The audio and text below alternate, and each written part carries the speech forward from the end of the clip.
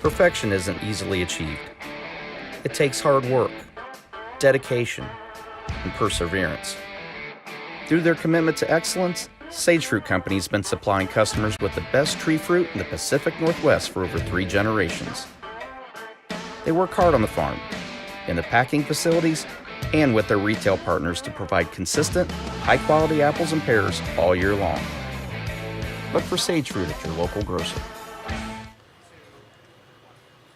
And we welcome you live to Davenport Speedway here in Davenport, Iowa. It is night number 2 of the My Place Hotels Quad Cities 150 presented by Hoker Trucking, the World of Outlaw Case Construction Equipment. Late models in action for the second straight night. And tonight we welcome the Extreme Outlaw Midget Series presented by Toyota. Hello, everyone. Welcome to the Sage Fruit stage. My name is Rob Klepper alongside Connor Wade. And Connor, last night, a lot of great racing as the World of Outlaw late models put on one heck of a show. It absolutely was. Bobby Pierce collecting win number 9 on the 2023 season and extending his point lead, his first ever Outlaw win on the Davenport quarter mile. And Dennis Erb Jr., the defending series champion, bringing it home in second. Brandon Shepard on the podium. It was the first of 3 nights of racing for the World of Outlaw Case late models. And then, Rob, practice for the drivers of the Extreme Outlaw Midget Series. And we've been talking to them back in the pit area today.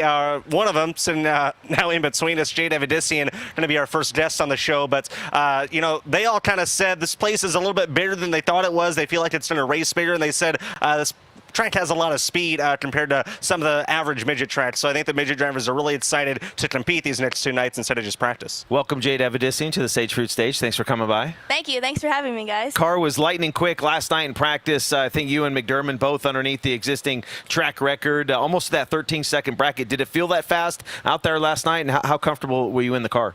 Yeah, I felt actually really good. The first session, we were under the track record, like you said, and super, super fast, super big when you get around the fence, or what is the fence, even though there's no fence. So the racing should be good. So hopefully there's a lot of fans, and we can put on a good show tonight for you guys. Let's talk 2023, 4 wins on the season for you. Really, as of late, been pretty strong, and you made the points battle really, really tight. Just 7 points between you and Kane McIntosh coming into this weekend. I know that the cliche answer that every driver says is, oh, I don't pay attention to points. I don't think about it.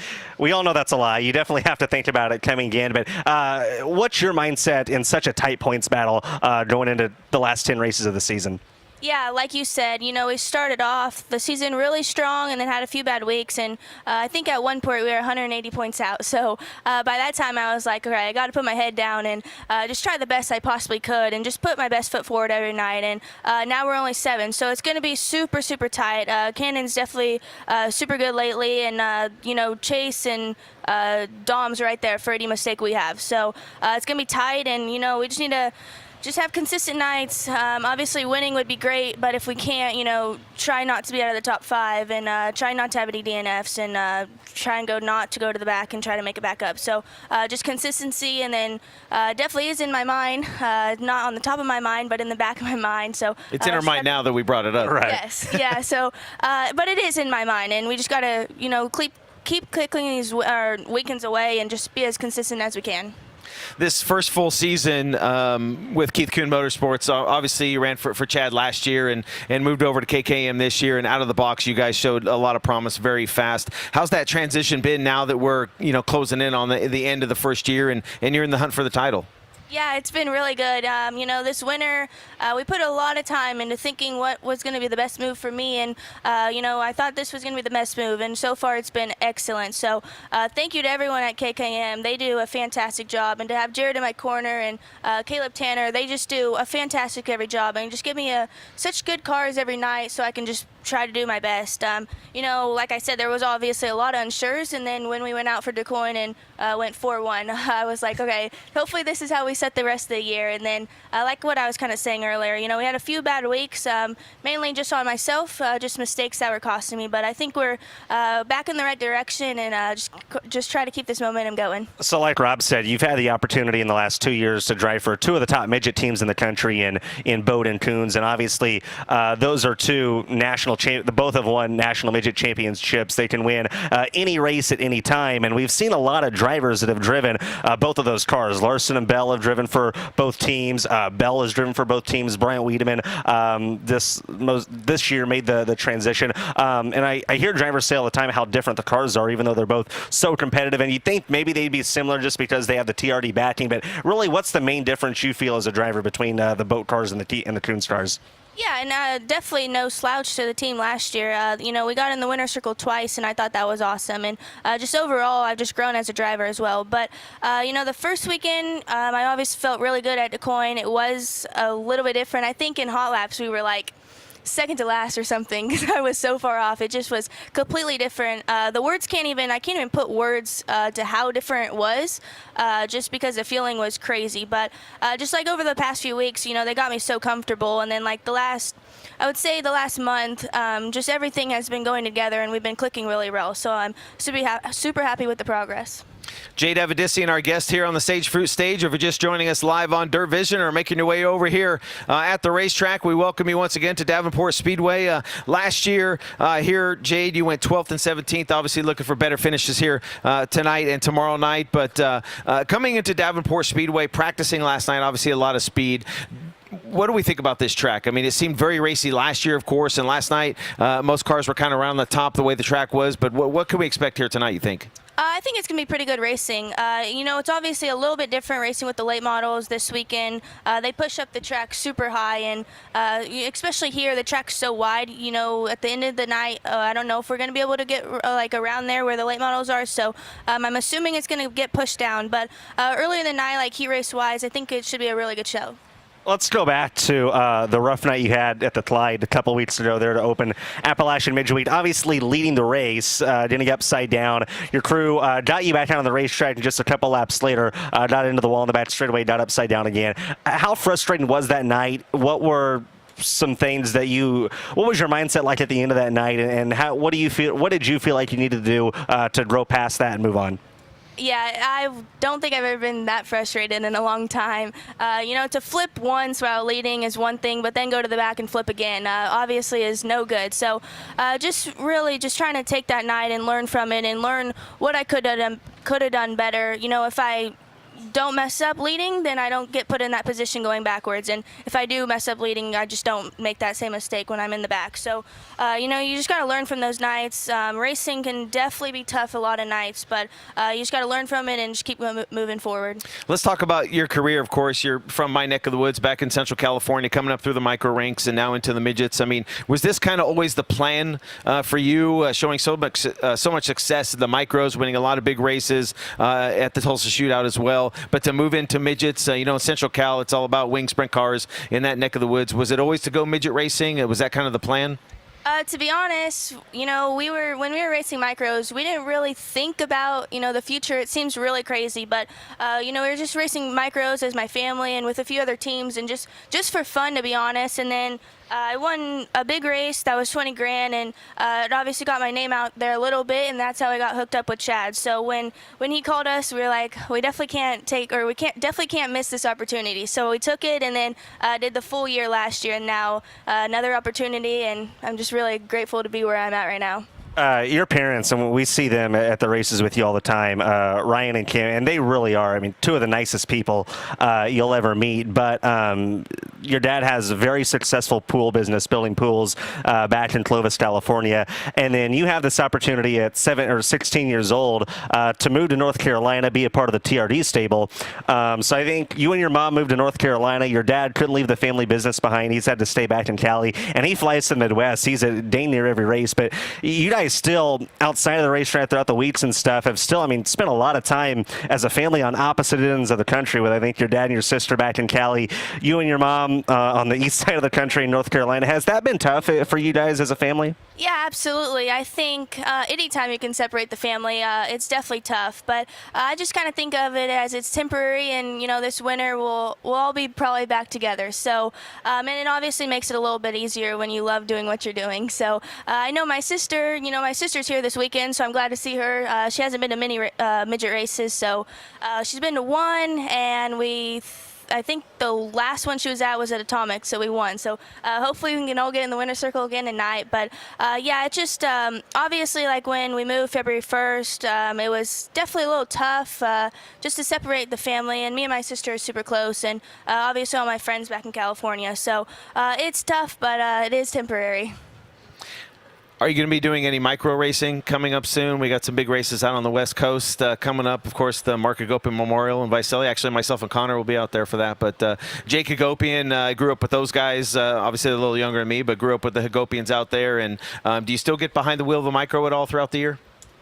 Yeah, so I won't be at Jake's race. I'm kind of sad. That race is always fun. He does a great job promoting it. But that's 4 Crown weekend, so I'm really excited to get to Eldora. Obviously, I've never been there, and I think I'm going to do the give back race at Port in October for Jake. So I'm excited for that. And other than that, we did a micro race at Millbridge a few weeks ago with the TRD micro, and that was super fun. So I think anytime you can get behind the micro, it's obviously really fun, and just more laps and anything is helpful. Micros have really gotten a lot of attention the last decade or so. That's kind of where the world I come from. Why do you think that is? Obviously, we've seen so many talented drivers come out of micros and make it to the upper echelons of motorsports. But what is it about micro sprints themselves that develop such good race car drivers? Yeah, I'm not exactly too sure. The only thing I can say, it is pretty similar to a midget.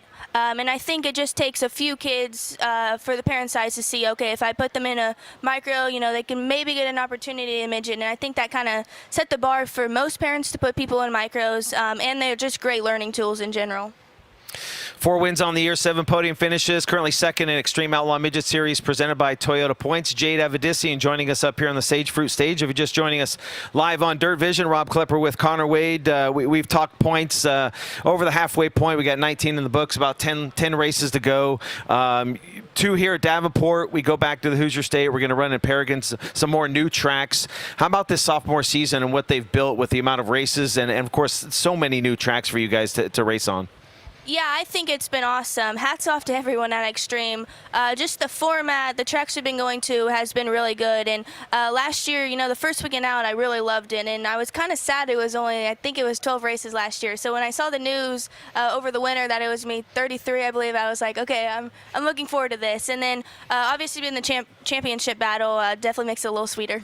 One of your teammates at Keith Kunz Motorsports, Taylor Reimer, she just made her ARCA debut last weekend, and I know you guys think yourselves as race car drivers. You don't really think, oh, I'm a female driver. You guys just want to be treated and compared with all the guy drivers out there, right? But are you guys close off the racetrack, and do you feel like you guys, as the 2 top female drivers in the sport right now, do you guys kind of feed off of each other a little bit? Yeah, I think so. I think we both moved to North Carolina about the same time, and we became really close friends. But we definitely want to beat each other every weekend, no question about it. I love racing against her. She races super tough, and I think we race really good together as well. Well, thank you for coming up here to the Sage Fruit stage. Good luck here Friday night at Davenport, Saturday night as well. Jade, in for the win, but also trying to get as many points as you can, as you said, chasing that championship. We want to say thanks to Jade Avedisian for stopping by the Sage Fruit stage here live from Davenport Speedway. We're going to take a quick break for those of you watching us on Dirt Vision. When we come back, the pre-race show shall continue live from Iowa.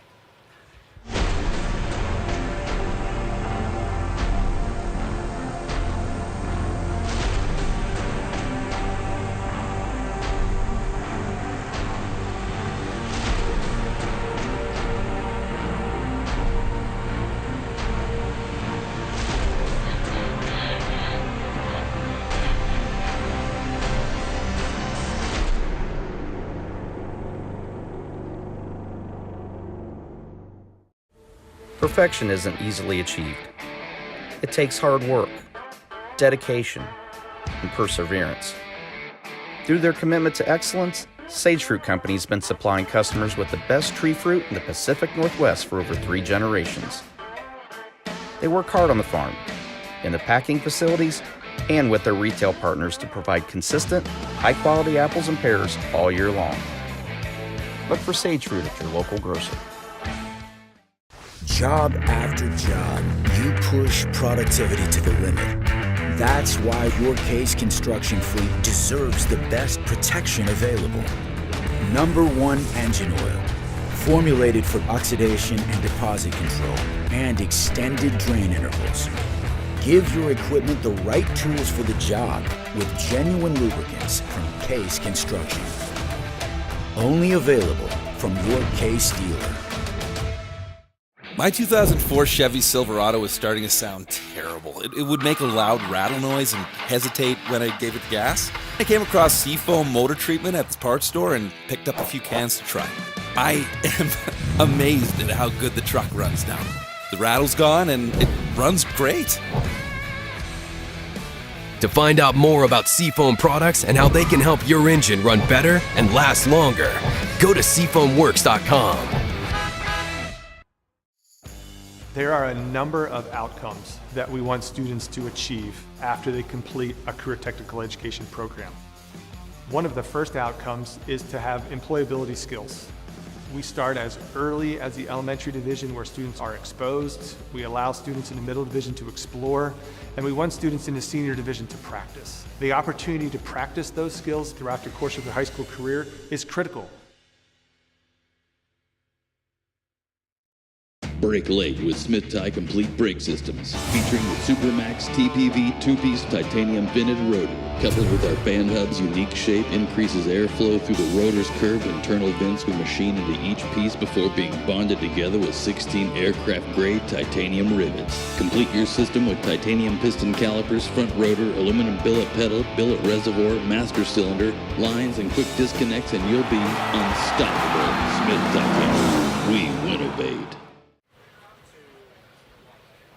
And we welcome you back live to Davenport Speedway here in Davenport, Iowa. It is night number 2 on the Bat Fast Quarter Mile. It is the My Place Hotels Quad Cities 150, presented by Hoker Trucking, the World of Outlaw Case Construction Equipment late models, as well as we welcome back the Extreme Outlaw Midgets, presented by Toyota. And speaking of both of those series, one of these drivers, 2 to my right, will be doing double duty. You don't see that too often, Nick Hoffman. We also have Gordy Gundaker up here, but Nick doing double duty, midget and late model. You said the midget didn't run too well last night, but what was the thought process behind, you know what, I think we're going to do double duty this weekend? Last year when I seen this on the schedule, see, I told you. Yeah. All right, it's on. It's just really quiet. Need to work on that. So the biggest thing was I seen Davenport on the schedule. I know how it normally races for the late model side, and I was like, man, that place would be really good for a midget. So last year it didn't race great for the midgets, but I feel like this year they kind of got a pretty good grasp on what they need to do to the racetrack to make the midgets race better. So that was like last year I was like, man, I'd like to do that deal, and didn't get to. So this year when I was running the whole outlaw deal, obviously I got a midget in my back pocket with Rockwell Security and Rick Young. So I was able to kind of tie that deal together with Zach Dom to get it prepared for me to come here and just kind of show up with my helmet bag like the rest of these midget guys. How about on the late model side of things last night? Pretty good speed the whole night, was running on the podium there in the feature, fell back to the 4th spot late in the race. What were your biggest takeaways from the late model side of night 1? The racetrack was really fast last night. I think starting once the sun went down kind of helped them as far as that goes. They didn't have to work the racetrack like you normally see here. And then I talked to Justin Kai's father that runs this place earlier today, and he felt like he had it a little bit too fast. So we did a little bit of blistering tires last night. So tonight will be interesting. I think it's definitely going to be slowed down, which will be good for the midget side too, especially me. Like, I don't want to go around here mock speeding a midget. So we'll see what we got later. I will say I do feel a little outgunned up here. I got 2 pretty hardcore Cardinals fans, and I'm a Giants fan, and I'm assuming since you're from Illinois, originally close to St. Louis, maybe you're a Cardinals fan too? St. Louis Cardinals fan as far awesome. as That's awesome right now. I will say the Giants took 5 of 6 this year from the Cardinals. Just, hey, Avedisian likes that. Yeah, just drink your beer. Gordy, 20th place finish last night. What are our thoughts on night 1 over there at Davenport? Yeah, we struggled all night. We couldn't get the motor to run for whatever reason. So, when you go out there and just take a knife to a gunfight, you don't expect good results. So we changed a few things today. So hopefully just, be able to time in better and start up front. And, like Nick said, the racetrack was really fast. So passing, there were still guys that were making moves, but you needed to be in the front 2 or 3 rows, I think, to be up front for the features. So, yeah, just usually have some good success around this place. So as long as we can get timed in tonight, I think we'll be good to go. So, Gordy, it's your 2nd year on the Outlaw Tour. It doesn't get any easier, does it? No, last year I felt like, the rookie year, you just kind of take your lumps and bruises as they go. And then, this year we loaded up the class of all the late model guys with us, so it didn't get any easier by any means. Yeah, it's definitely tough. Just traveling up and down the road, trying to be competitive every night when you're trying to beat, Nick, Bobby, Madden, Sheppy, Bronson, Shirley. It's there's that long list. Our whole group's really tough. So you definitely didn't get easier, but that's why we do it. Yeah, watching the late models last night, and it was looking at the list of the heat races, and I'm like, well, man, that one's pretty stacked. That one's pretty stacked. Look at it. Oh, geez, look at the first 2 rows of this one. I mean, every heat race with this series is stacked, and with the format of this event, I mean, every time you're out on the track, you got to be passing cars. Yeah, I mean, that's the whole idea, and it's so hard to do it because, especially when the racetrack is fast like that, we're all really close in speed. Every time you look at qualifying times, it's 2/10 from the leader to 13th. So, one little bobble is the difference between starting on the front row and starting in the third row. So, yeah, you just you got to be on your game at all times, and if you're off just a little bit, it looks like a lot. You guys both come really from racing families. Obviously, Nick, you and your father have been around the Illinois modified scene for a long time, and you just recently moved to North Carolina a couple years ago. Your sister, Ashley, runs Millbridge there in North Carolina, which we were at a couple months ago, and then Gordy, man, the Gundaker name goes back a long, long way in kind of the St. Louis area. But both of you guys, what does the family dynamic and the family history in the sport mean to each of you? Yeah, I mean, watching my dad grow up and have a lot of success, and same with his old man, and then we kind of grew up both racing against each other in quarter midgets, and that's kind of how we got to know each other and everything else. So our ties have went a long way back to when we were 5 or 6 years old. But to do this now, run the World of Outlaw Tour, what I feel like is the highest form of dirt racing, obviously, and to do it together with us growing up as kind of best friends and everything is really cool. So yeah, it's just super tough out here, and you just gotta kind of grind it out together and try and help each other as much as you can. That's the biggest thing. And you got a lot of guys in this pit area that help each other, whether you got Brent Larson and Chris Madden, or you got Shirley and Bronson. So I feel like we're kind of the same way. So it's just really cool to do it together. Our family's been in this sport for a long time. They grew up racing against each other too, so it's just really cool to do it with him.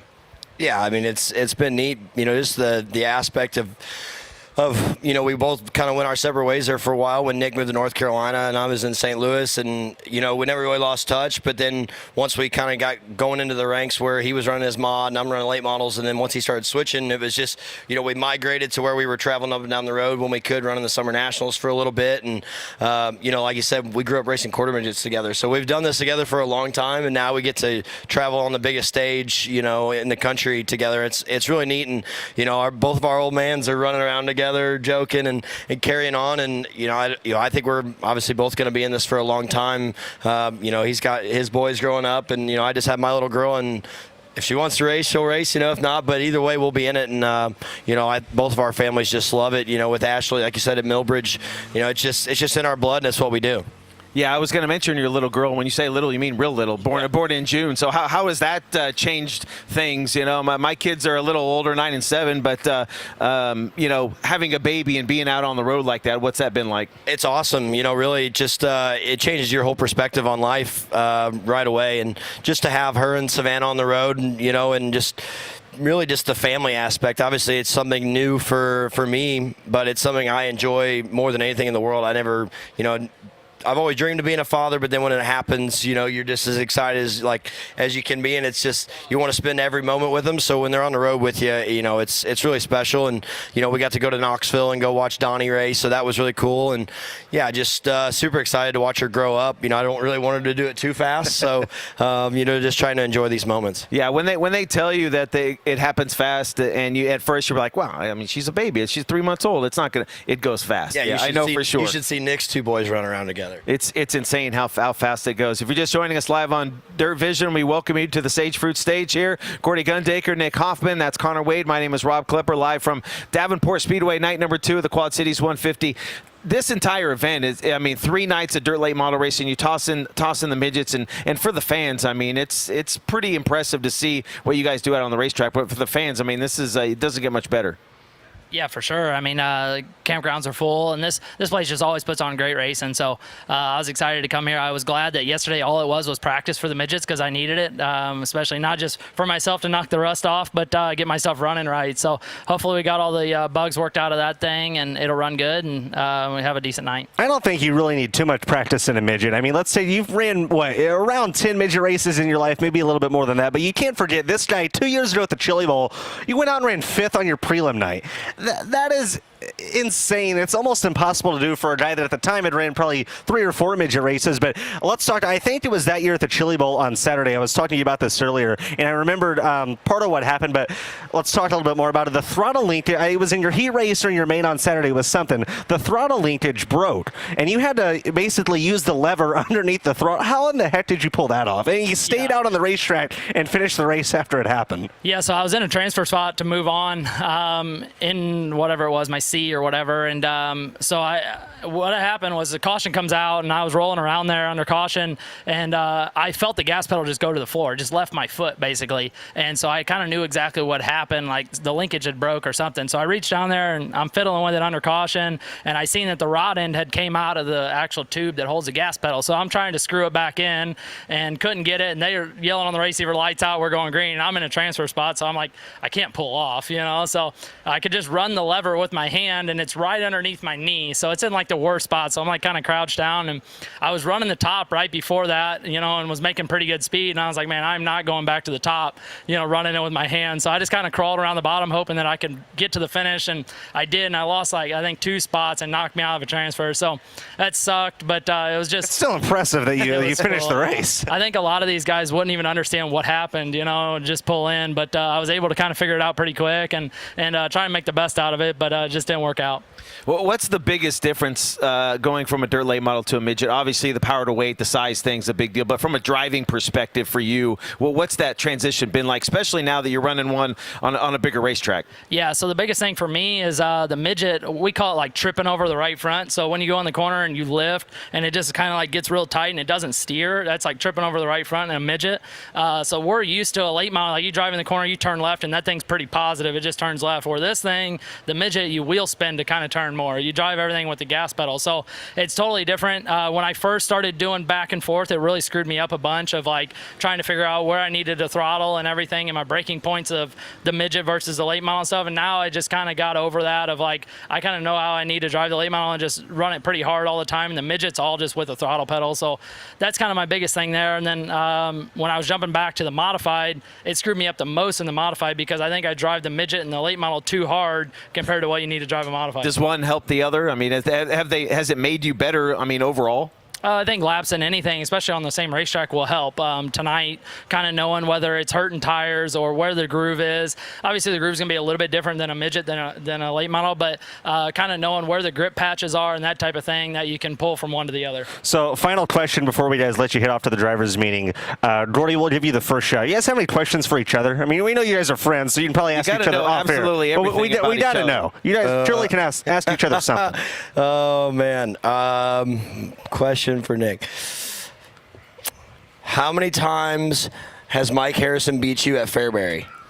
They call it Halls for a reason, and nobody has clarified whether that's for Hoffman or Harrison. So I would say probably 3, and the worst one was he beat me like with 3 to go in the Summer Nationals, and that ended up winning him the championship over me. So that was probably the worst one. But my question for you is, what is your worst racing moment racing against me? Oh, when we were 6 or 7 years old, the only time I ever flipped a quarter midget was because Nick ran me over.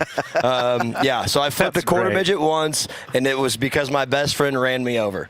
So yeah, we always talk about that. It's kind of funny because, you know, I'm like, man, you would think it was like somebody you were a rival with, and it's like, oh no, it's just our 2 best friends running over each other. Do you admit to it?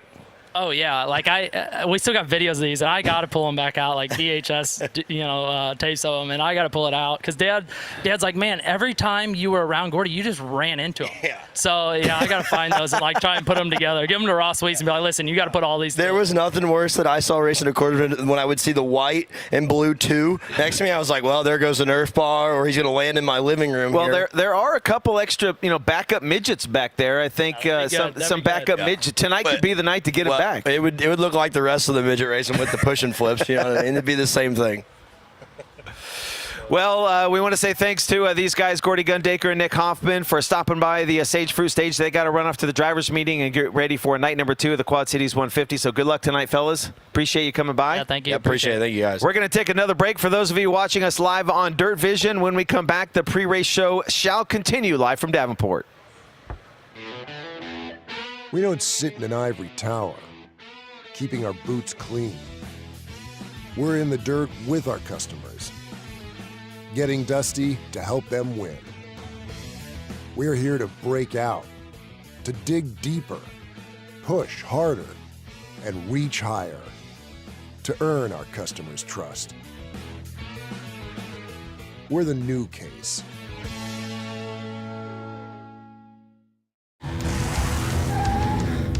It's orientation day. Welcome to the team.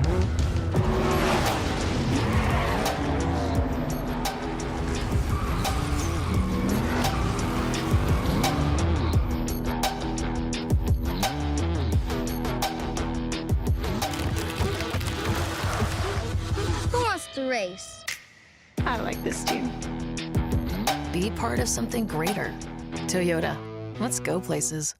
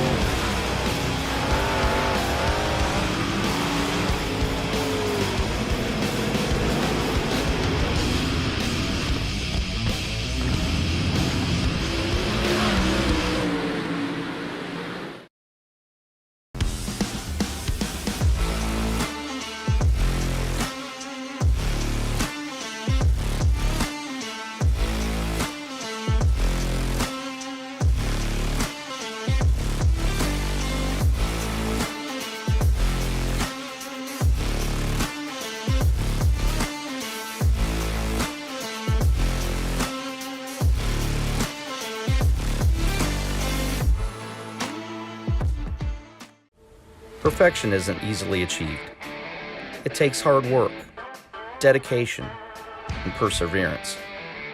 Through their commitment to excellence, Sage Fruit Company has been supplying customers with the best tree fruit in the Pacific Northwest for over 3 generations. They work hard on the farm, in the packing facilities, and with their retail partners to provide consistent, high-quality apples and pears all year long. Look for Sage Fruit at your local grocer. Okay, great. And we welcome you back to Davenport, Iowa, here with the Davenport Speedway, the Sage Fruit Stage, live for night number 2 of the My Place Hotels Quad Cities 150, presented by Hoker Trucking. Connor Wade down to my right, your left. I'm Rob Klepper, and joining us now, the Vice President of Marketing for My Place Hotels, Jeff Thomas. Now I've been to a dirt race twice, you told me. Last night was your second time here. I went to a sprint race in Brandon earlier this year just to get my full understanding of the experience, and I was absolutely blown away. I understand why race fans are so passionate about this, and it's got me really wanting to come back to these types of races over and over again. So well, yeah, you saw sprint cars for the first time. Yeah. So last time was the first time you saw late models. What did you think of them? What kind of impression did they leave? It was surprising because we were back there talking with. I forgot his name, the guy that won last night. Bobby Pierce. Bobby. And Bobby was so hospitable and really generous with his time and gave us a full tour. And it gave us a full understanding of the car, how the makeup of the car, how they're put together, some of the actions that he goes through in terms of his experience. And obviously, we'll take it as good luck that we sent it off to him and he won last night. So yeah, it was great. No, it kind of reminded me a bit of a NASCAR, obviously on a much simpler scale, but it was really interesting to see. Now, you don't come from an auto racing background. You told me more of a golf fan, a baseball fan. You got two more big baseball fans up here with you on stage. But what's the experience been like with My Place Hotels and the World Racing Group? I mean, how's that relationship been for you guys to this point? It's been a privilege. I mean, to say it, it's almost like an extension of our brand. Working with Melvin and his team to be able to bring this event together has been so smooth and seamless. It's they're family. It feels like Melvin and his team are part of us, and really it was just a natural partnership for us to be very privileged to be part of. And we really wanted to lean into it and really understand fully what the brand could really benefit from. And we are absolutely honored to be the title sponsor of this event this week. Well, I gotta say, so we have the honor of staying at the My Place Hotels in Davenport, about 20 minutes away. And Rob, I don't know what you thought. I thought the beds were some of the most awesome. I thought some of the most comfortable hotel beds I've ever stayed in. And we stay in a lot of hotels throughout the year. I haven't stayed in many hotels that have a full-size refrigerator that have an ice machine. So when you forget that it's making ice and it's in the middle of the night, and then you hear it fall, it kind of made. But it's awesome. No, I had a great time. We pride ourselves to the experience that we've put together for our guests, and My Place Hotels is a relatively new brand. We're just over 10 years old. The Rivet family, Ryan Rivet, who's our president, and his grandfather, Ron Rivet, who was one of the founders, the co-founders of the Super 8 brand back in the early 70s, founded the My Place brand back in 2012. 2012, and now we're up to, and we're going to open our 70th hotel later this year, and actually, we're really pleased to talk about the Quad Cities and lean into this opportunity at this event, because we not only have the great hotel in Davenport, but we're about to open another hotel in the Quad Cities over in East Moline. You're from Texas, I believe. Dallas. Well, originally from Chicago, but living in Texas now, I believe. Live in Dallas. Okay, beautiful city. Got to go there last year and see a little bit of it for the first time in September. But obviously, you do a lot of traveling for work, and you're not the only one that does a lot of traveling. It's the drivers too. As you've kind of got into racing, I'm sure you've kind of learned about the lifestyles they live and the on the road, sleeping in hotels or RVs every night and racing 100 times a year. Does that amaze you what they do and just the lifestyles that they live? It really does. I mean, obviously, seeing some of the setups that they have in the pits, walking through and seeing not only their amazing trucks that really are basically a garage on the road, but some of them have obviously really wonderful sleeping accommodations. But one thing about us, and throughout the pitch there, the My Place Hotel experience is all about providing not only a great, clean, comfortable, arguably the most comfortable bed you'll ever sleep in our space, but the full kitchen experience, as you guys pointed out, it's great for your drivers to be able to consider when they're going into a race. And we have a My Place Hotel in that market, option to stay in one of our properties.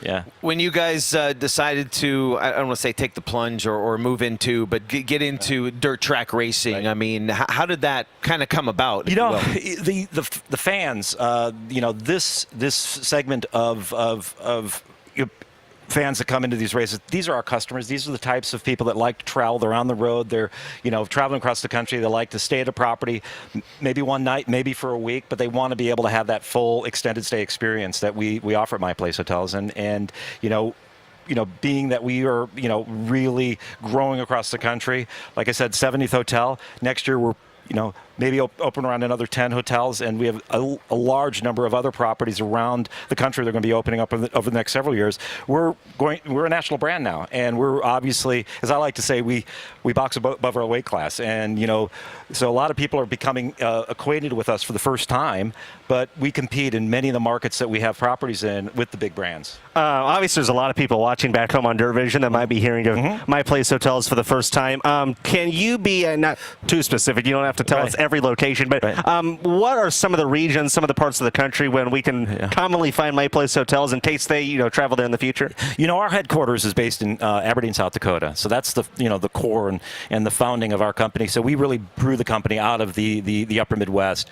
So think of the upper Midwest, think of the Dakotas, think of Big Sky Country in Montana, Idaho, and going west into Utah. But we have multiple properties in all of those states around the upper Midwest and out west. And later next year, we're going to be opening our planning to open our first hotel in California. Oh, wow. So obviously we have a great spread of properties around the country. We're in right now 27 states, soon to be 30 states.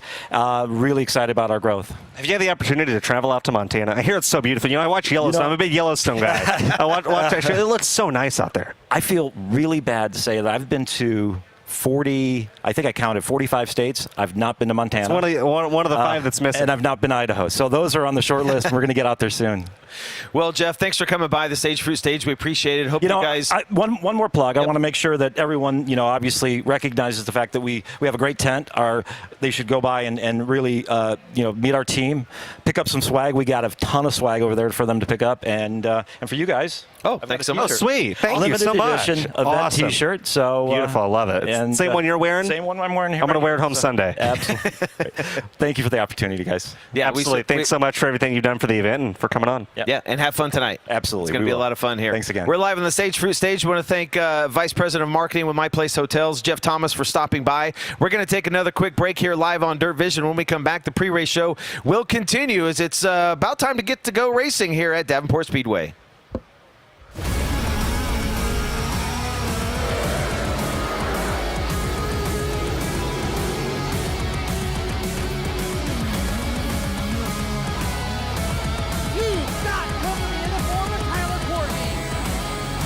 To win here at Kokomo Speedway, it's going to be Kenna McIntosh, 08, victorious tonight.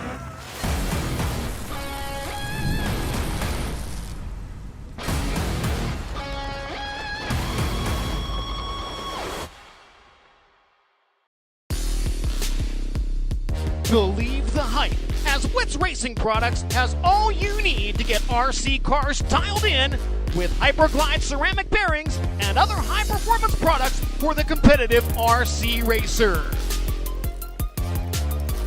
From the shop to the track, increase drivetrain, reduce friction, Hyperglide along to just go faster with Wits Racing Products.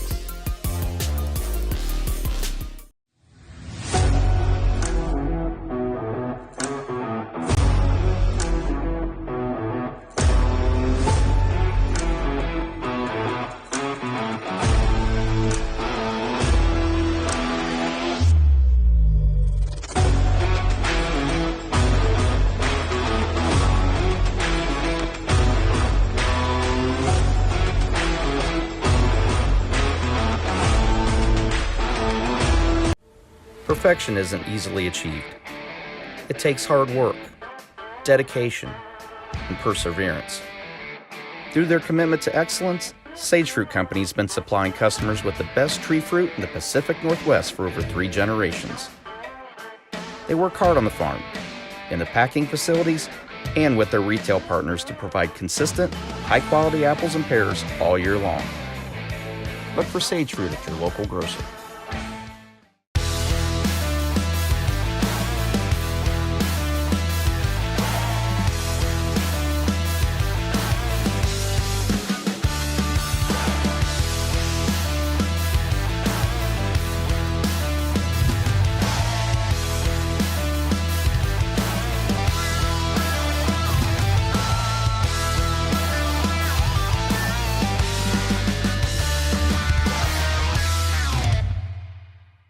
I watched my first race yesterday.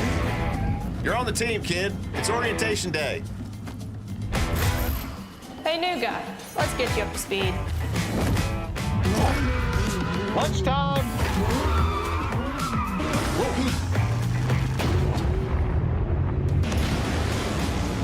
Your workspace is ready. Looks like you got a corner office. Be part of something greater. Toyota. Let's go places. Welcome back to Davenport Speedway here in Davenport, Iowa. Night number 2 of the My Place Hotels Quad Cities 150, presented by Hoker Trucking alongside Connor Wade. My name is Rob Klepper. We welcome you back to Davenport Speedway. Midgets on the bill here tonight. 19 races in the books for the Extreme Outlaw Midget Series presented by Toyota. 10 to go. We talked to Jade. Points are tight, but a lot of great storylines coming into tonight's event. Well, it's good to be on camera together. Normally you're in the booth, I'm down in the pits. We don't get to be on camera together, so it's nice to be able to. Is it good though? Is it? It is. I think it is. Okay. It's nice to be able to see your face and talk to you face to face. But no, we're really excited for the rest of the Extreme Outlaw season. 10 races to go, 2 nights here at Davenport. And I think some of the things that drivers are looking forward to this weekend is just racing on a place that they have a little bit of experience at. We've gone to a lot of new racetracks and a lot of tracks that drivers haven't had laps on this season. You look at probably over half the schedule, if you counted it all out, have been racetracks that national midgets have never raced on, or it's been a long time since they raced on them. But the Extreme Series did compete here at Davenport last year, and it's not a ton for the drivers to go off of. It's 2 nights, gives you a good enough baseline to at least have somewhat of an idea of what to expect for the 2 nights here this weekend. Yeah, and we had 14 cars tackle practice here last night. Zach Dahm came out, I think, in the last session only. Thomas Meserol's here. Nick Hoffman, as he said, had a few issues. He was out there trying to turn some laps. Some drivers showing up tonight that weren't here last night, like Ryan Timms. Mitchell Davis is there. Carter Sarf. It is a co-sanctioned event with Power Eye, and Sarf leading the Power Eye points. Of course, we have the Extreme Outlaw Power Eye Challenge up for grabs as well. So a lot of great storylines. But if you look at the Extreme Series, it's been absolutely insane just how competitive this series is and how tight the points battle is. You got Canna McIntosh, only a 7-point lead over Jade, 4 wins on the year. Jade with 4 wins. Chase McDermott, who didn't even run the first feature event of the year at DeCoin, with 4 wins coming off the 2 in PA. So, man, there's just so much going on. And the dog days of summer, I mean, it's like 185 degrees out here in Davenport right now, but 10 races to go, man. It's coming down to it. It absolutely is. And a lot of people talk about McIntosh and Avedisian being the 2 to watch. I don't think it's down to just them. McDermott's 78-ish points back. I don't have it right in front of me, but he's 78 or 79 points back to McIntosh for the lead. And then I talked to Zach Dahm earlier today. He's in 5th. He doesn't feel like he's out of the conversation either. And as consistent as he and Trifecta have been since they partnered up, it's not a crazy thing to think that Dom couldn't come back and get back-to-back championships. It is going to take a bit of a miracle, quite a few points that he needs to gain here in these last 10 races, but a motivated Zach Dom could be really dangerous. If he thinks in his head, he can do it. Yeah, and one driver that we often, I don't want to say forget, but don't talk that much about in the chase for the title is Gavin Miller. I mean, he's sitting 4th in the points right now, and he's 79 points back. McDermott 74 points back. So Miller's in the hunt as well. He has been really the definition of consistent all year long. Only a couple times, I think, this year outside of the top 10. So he's going to be a guy that in the next few weeks, 2 here, then we go to Paragon Speedway back in Indiana. It could be a point where Gavin Miller turns in some great race finishes, maybe gets a win, and finds himself climbing up that ladder even more. I'm still trying to get that guy in a midget. Bobby Pierce, last night's winner. He's just walking by. You can't see him on camera. You're going to run a midget at Chili Bowl one year, I promise, Bobby. Shaking his head. But anyway, really excited for where we're going next week. Paragon, Indiana, your neck of the woods, only 45 minutes from where you live. And obviously, it's such a historic track. Wing and non-wing sprint cars. Midgets haven't ran there a ton over the years, but cool for this series to go to such a historic place like Paragon. Yeah, and 2 nights on 2 nights in a row for next Friday and Saturday night at Paragon Speedway. So it's going to be real exciting. I think their weekly sprint cars are on the bill both nights. So really, if you're in the Hoosier State or in that area, that's 2 great nights of racing there with midgets and sprint cars. Absolutely. Well, Extreme Midgets, 2 nights of racing this weekend. Excited to see what they can do. When we come back, we'll start talking World of Outlaw Case late models again with the defending Quad Cities 150 winner, Tanner English.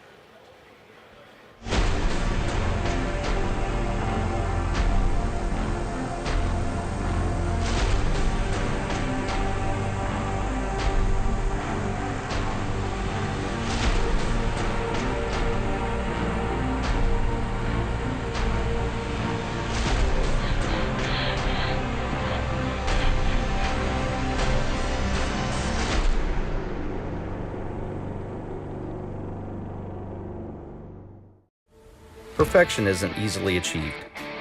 It takes hard work, dedication, and perseverance.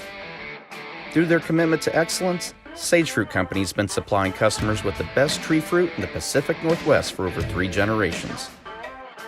They work hard on the farm, in the packing facilities, and with their retail partners to provide consistent, high-quality apples and pears all year long. Look for Sage Fruit at your local grocer. Job after job, you push productivity to the limit. That's why your Case construction fleet deserves the best protection available. #1 engine oil, formulated for oxidation and deposit control and extended drain intervals. Give your equipment the right tools for the job with genuine lubricants from Case Construction. Only available from your Case dealer.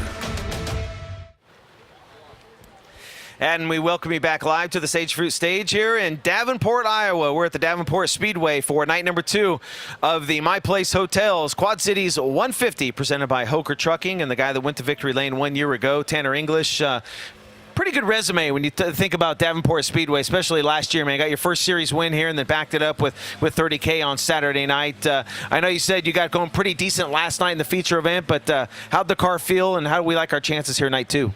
I think we got a really good chance. The car feels awesome, and then we got stuff running a little better in the feature. We put some gear to it, and it came alive there. And I feel like we just kind of messed up there in qualifying and the heat race. We didn't have enough have enough in it, and I think we qualify better, we heat race better, we'll start up front and be running pretty good. That feature we started way back and just kind of rode for a while, until the track slowed down, and then we got pretty good there at the end.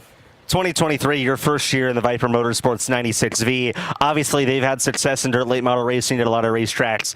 You've been good you were really good on the Outlaw Tour last year at several of the racetracks on the schedule.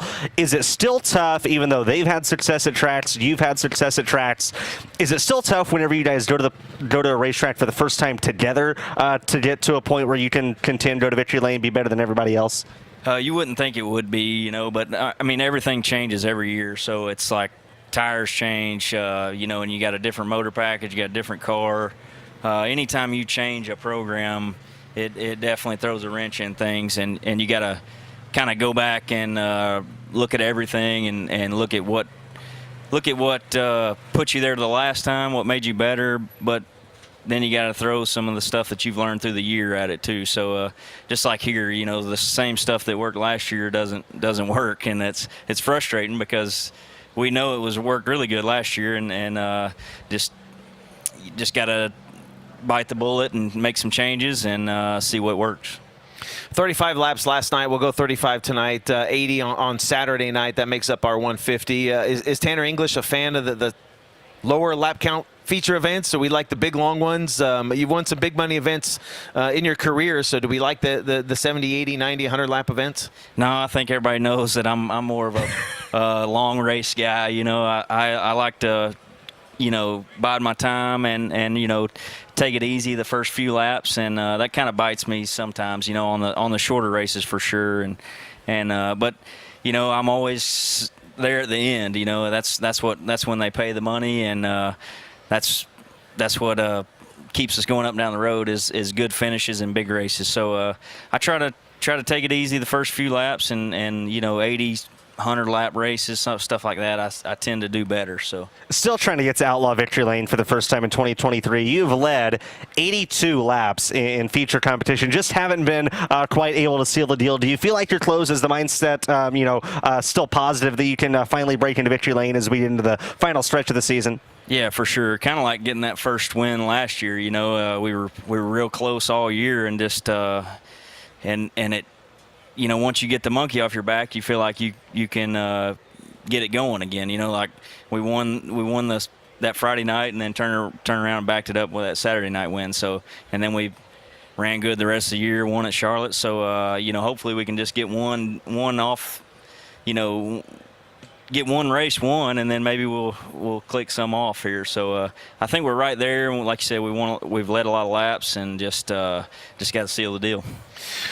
What do we think about the track here tonight? Last night in the feature event, I mean, the thing went green, right, pretty much. So a lot of the cars running the bottom to the middle. Bobby went up to the top kind of early and got to the lead. With the midgets, a full program tonight for the midgets on the racetrack. What do we think it's going to do here tonight? Will it be similar to what we saw last night? Yeah, I think it'll blow off a little bit more and be a little slower, and tends to make some better racing, and have some people make some mistakes, and you'll have some cautions, so that tends to shake things up a little bit. These late models restarts are wild. I don't know, I don't watch a lot of midget races, but I know in our deal, it's a restart can change the whole race. You can have a guy half track ahead, and the next thing you know, the guy running second is passing him on the restart, and he can't keep up. So it's got a lot to do with clean air, and just being out front means a lot.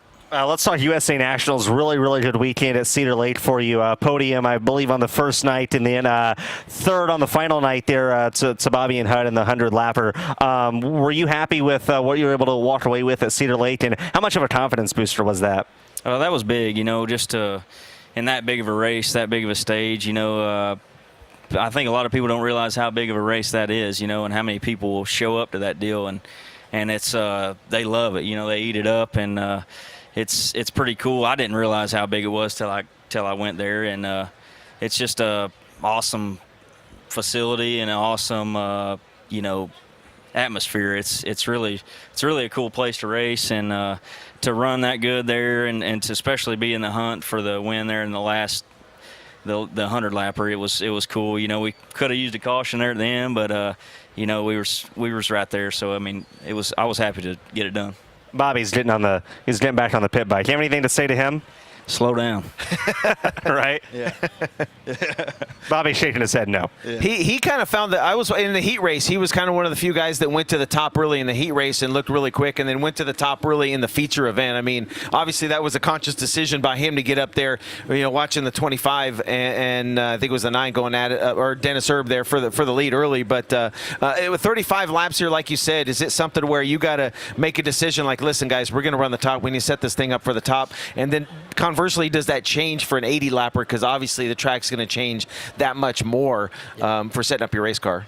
Yeah, for sure. Like last year in the big race at the end there, we started on a pole, I believe, either pole or second, and I kind of let them go. I kind of just let them do what they were going to do. I fell to 8th, and a lot of people counted me out, but at the end I was right there, and still had a lot of tire left. So on a 35-lap race, you kind of need to go as soon as the green flag drops. You can run these tires as hard as you want for 30 laps around here, and it don't hurt them. So, but you get to 40, you get to 50, that's when they start coming apart. So you definitely got to have that in the back of your mind and make a conscious decision to, just save them or go for it. Track position means a lot, so you got to kind of weigh out what you want to do. So. Like that night, I knew I had a really good car and I could afford to lose some spots. Let's talk about last weekend, what you guys did. Obviously, 2 weekends off for the Outlaws. Don't believe you went to Florence or Batesville. I know you didn't go to Batesville last week. Went to Highland and just ran the Wheatley show there. What kind of guy like you or a team like the Viper Motorsports team gain by on an off weekend from the National Tour? Just going in and running kind of a low-pressure Wheatley show. Yeah, we definitely we ran at Highland there. We were going to run at Tri-City, but we ended up testing that night and doing a little R&D work. So that deal worked out good for us. I feel like we learned a lot, and that's big in this deal because everything changes every week. So it's hard to be out here on the road changing stuff and making big swings at the race car when you're trying to compete, at this level. So for us to regroup and really change some stuff and go into like what works and what doesn't, it's big for us. Do you feel like you and the Viper Motorsports team have built good chemistry this year so far? Oh yeah, for sure. I see it being a long-lasting relationship. We have at the beginning of the year we were kind of building everything and it was tough. We were starting from scratch. So that's always hard to do. And I think we've got stuff going now, and I've got comfortable with the cars and the motors and everything, and I think we're off to a really good start. I think it's going to be a good relationship for sure. How tough is this Outlaw Tour? Some of the hardest racetracks in the country I feel like to win at, and then 18 full-time drivers, something like that. We started the year with over 22. I think we're sitting at 18 or so now. But it's such a tough tour. You look at the provisional list, and there's like 17 guys that could definitely easily be locked into the show if they don't make it in. Yeah, for sure. This year's been crazy. The top. Every night the top 7 could win the race.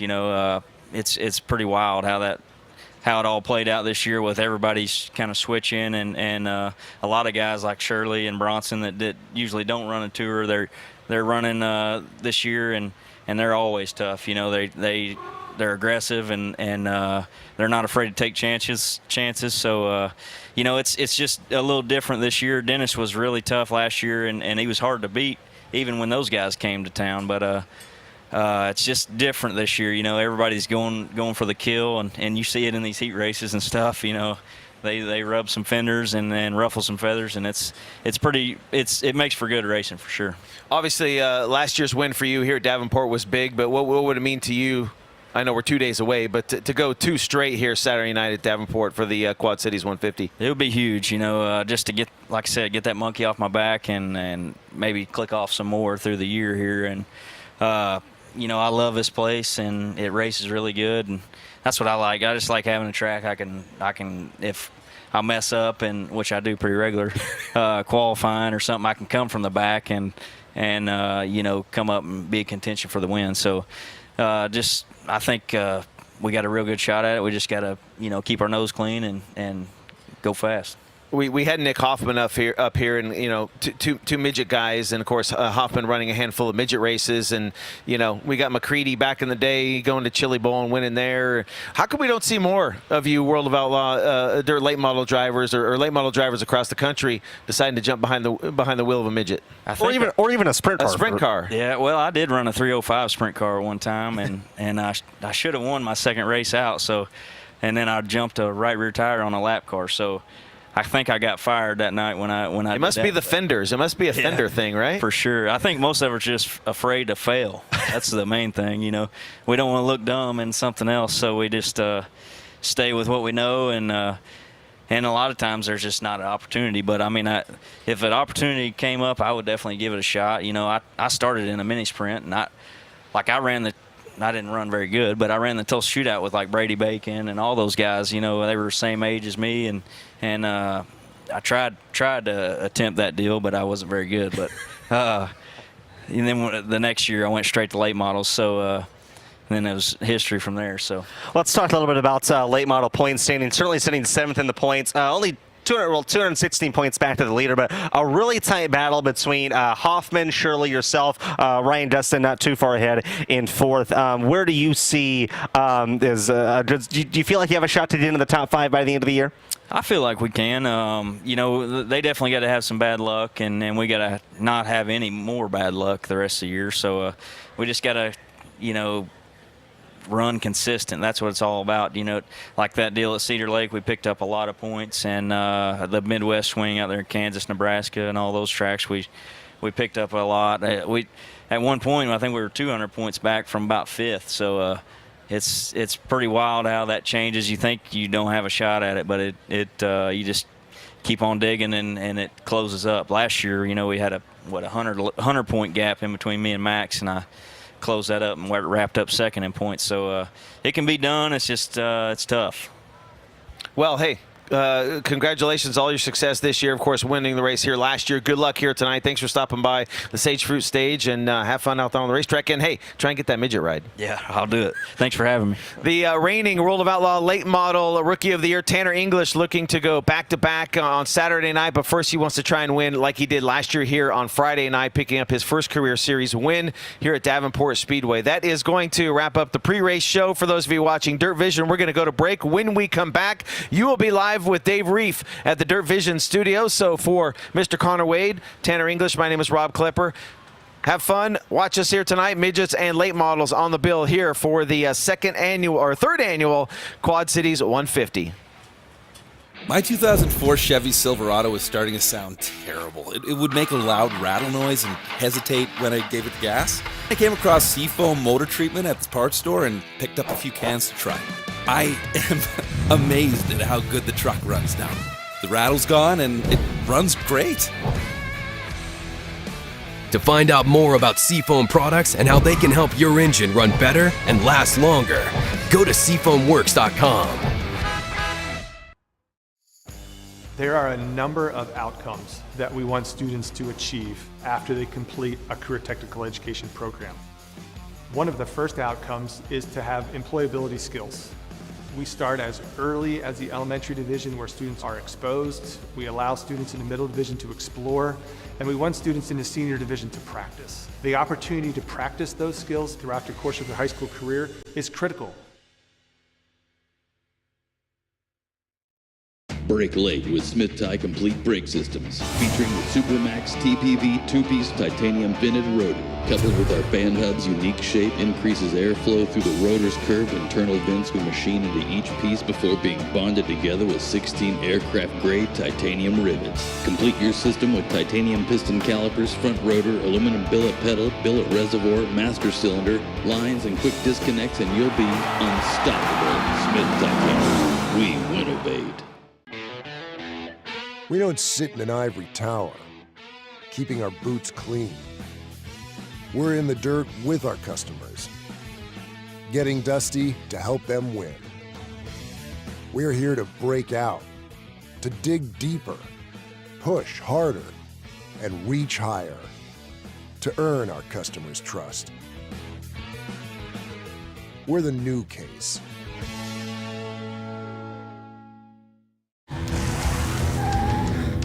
It's orientation day. Welcome to the team.